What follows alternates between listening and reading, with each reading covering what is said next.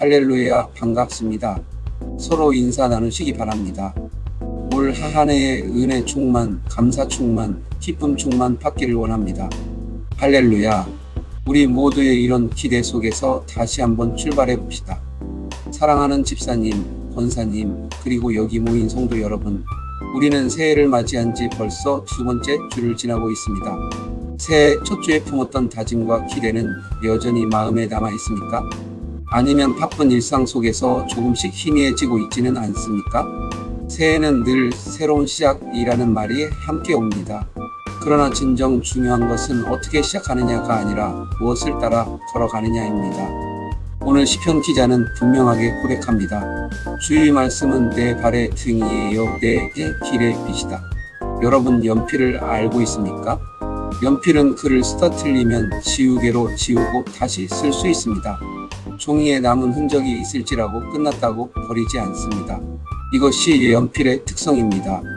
여러분, 우리의 인생도 그렇지 않습니까? 지난해에 실수 후에 실패가 있다 할지라도 하나님은 우리를 버리지 않는다는 사실입니다.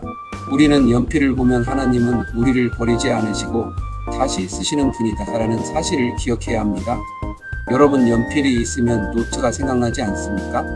새 노트를 받으면 우리는 첫 장을 아주 조심스럽게 씁니다. 글씨가 흐트러질까? 실수할까? 신중해집니다. 하지만 시간이 지나면 그 노트는 빼곡히 채워집니다. 우리의 신앙도 마찬가지일 것입니다. 새해의 시작은 작고 조심스러운 결단일 수 있습니다. 그러나 하나님은 첫 줄의 완성도가 아니라 끝까지 써 내려가는 믿음을 보십니다. 중요한 것은 멋진 시작이 아니라 하나님과 함께 계속 써 내려가는 삶입니다. 자, 그렇다면 우리는 우리의 시작 노트를 어떻게 써가면 좋을 것 같습니까? 오늘 시편 기자는 분명하게 고백합니다. 주의 말씀은 내 발의 등이에요, 내 길의 빛이다. 이 말씀은 신년의 길목에 서 있는 우리에게 매우 분명한 방향을 제시합니다. 오늘 본문의 말씀을 통해 우리에게 주시는 하나님의 말씀의 소리를 듣기를 원합니다. 인생은 멈춰있는 상태가 아니라 항상 어디론가 향해 가는 길입니다. 우리는 매일 선택하고 결정하고 반응하며 살아갑니다. 그 모든 것이 결국 우리 인생의 방향을 만들어 갑니다.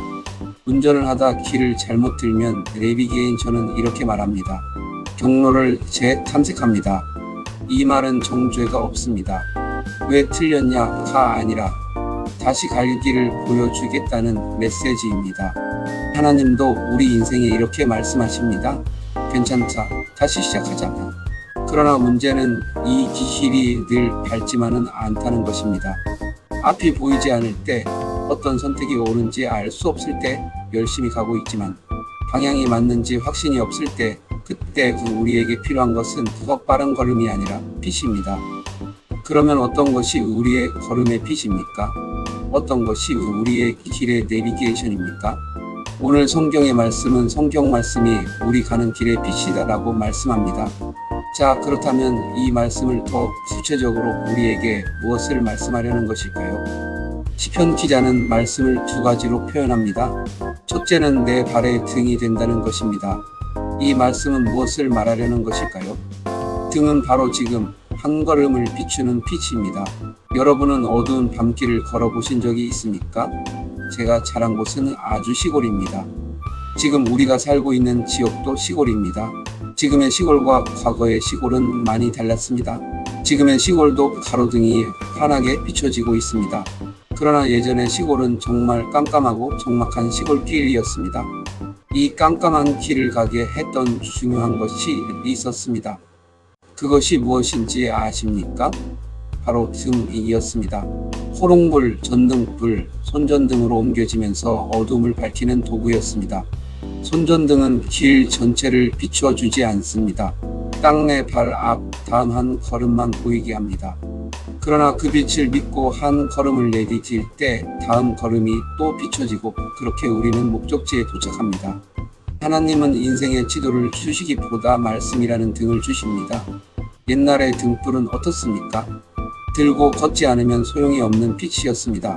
성경시대의 등불은 집에 걸어두는 전등이 아니라 손에 들고 걷는 등불이었습니다. 등불을 내려놓으면 곧 어둠 속에 서게 됩니다. 성경 말씀은 소유하는 책이 아니라 따라 걷게 하는 빛입니다. 여러분은 광부의 헬멧에 달린 불빛을 보았을 것입니다. 그 불빛 역시 멀리 위를 비추지 않습니다. 오직 발밑과 눈앞의 길을 비춥니다. 왜냐하면 광산에서는 넘어지지 않는 것이 가장 중요하기 때문입니다. 말씀은 빠른 길보다 넘어지지 않는 길을 선택하게 합니다. 새벽 어둠 속에서 밭으로 가는 농부는 등불 하나에 의지해 컸습니다. 그 빛은 작지만 멈추지 않게 합니다. 완전히 밝아질 때까지 기다리지 않고 빛이 있는 만큼만 걸어갑니다. 믿음도 그렇습니다. 모든 것이 분명해질 때까지 기다리면 우리는 한 발자국도 떼지 못합니다. 믿음은 다 보일 때 걷는 것이 아니라 빛이 주어졌을 때 걷는 것입니다. 어두운 건물의 계단에는 한 칸 한 칸의 작은 불빛이 켜져 있습니다. 멀리 위층이 아니라 지금 딛는 계단을 안전하게 하려는 것입니다.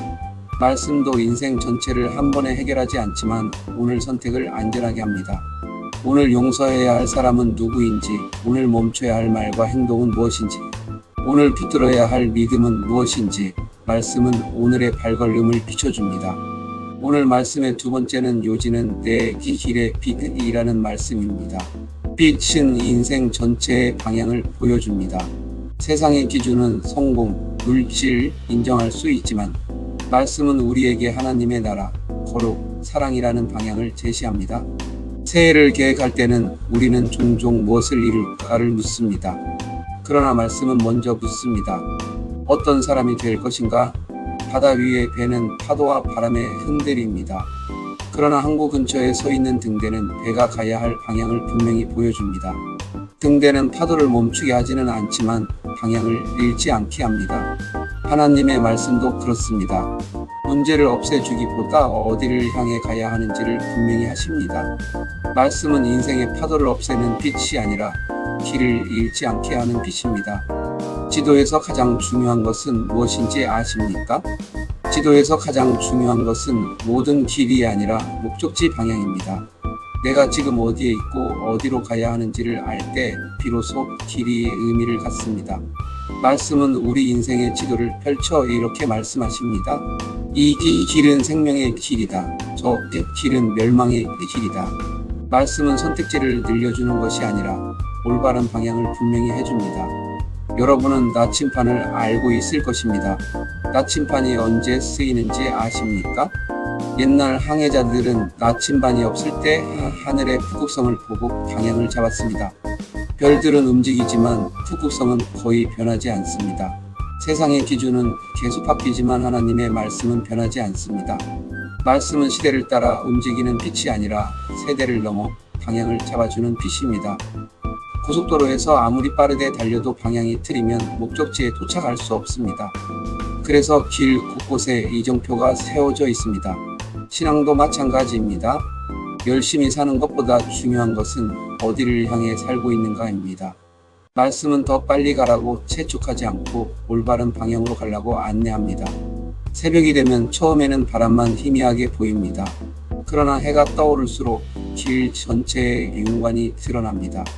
말씀을 따라 살아갈수록 인생의 의미와 방향이 점점 분명해집니다. 말씀은 한순간의 인생을 설명하지 않지만 살아갈수록 길을 분명히 합니다. 오늘 말씀의 중요한 세 번째 요지는 말씀을 따른다는 것은 결단이 필요하다는 것입니다. 말씀이 길을 비춘다고 해서 자동으로 그 길을 걷게 되는 것은 아닙니다. 말씀을 따르기로 결단하는 믿음이 필요합니다. 바쁠수록 말씀을 미루지 않는 결단. 감정이 앞설 때 말씀 앞에 자신을 멈추는 결단. 손해처럼 보여도 말씀을 선택하는 결단.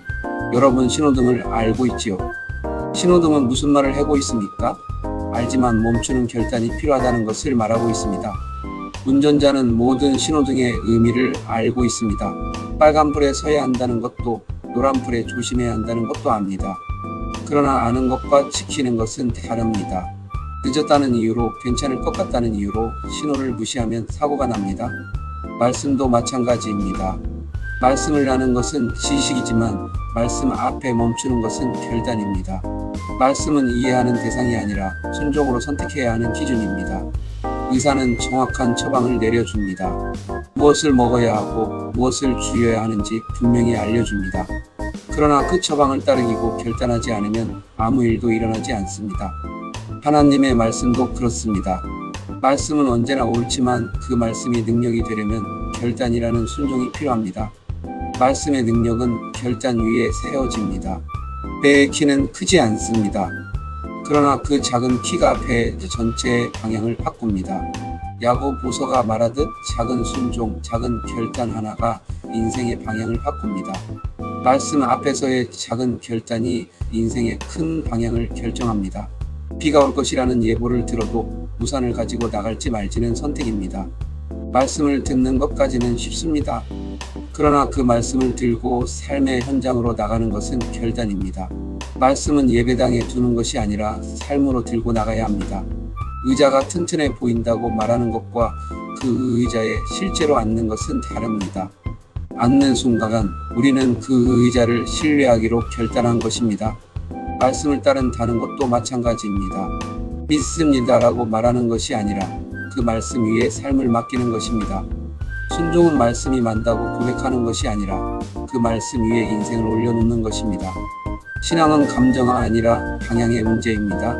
말씀을 따라 걷는 사람은 때로 느리게 가는 것 같아 보여도 결코 길을 잃지 않습니다.